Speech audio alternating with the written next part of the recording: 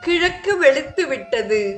அசோகவனத்தின் வாயிலுக்கு வந்த மாருதி சிறிது நேரம் தயங்கி நின்றார். அவர் எந்த காரியத்தை உத்தேசித்து வந்தாரோ அப்புனித காரியம் இனிது முடிந்து விட்டது. நேராக புறப்பட வேண்டியதுதான். அங்கு சென்றதும் சுக்ரீவன் ஒரு கேள்வி கேட்டால் அதற்கு என்ன சொல்வது என்ற சிந்தனை எழுந்தது.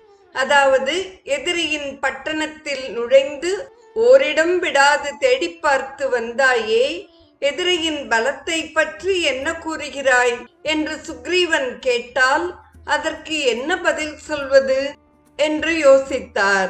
எதிரியின் பலத்தை அறிவதென்றால் சுலபத்தில் முடியுமா?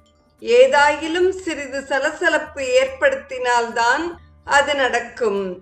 அப்படியாயின் என்ன செய்வது?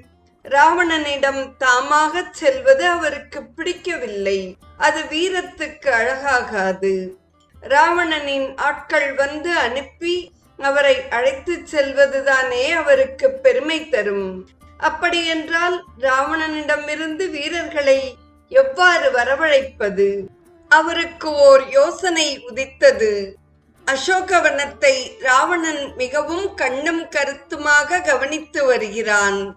அவன் கோபத்தை கிளற அதுவே தகுந்த இடம் என்ற முடிவுக்கு வந்தார். அடுத்த கணம் செயலிலே இறங்கினார். மிகவும் அருமையாக வளர்ந்திருந்த மரங்களை வேருடன் பிடுங்கி எறிந்தார்.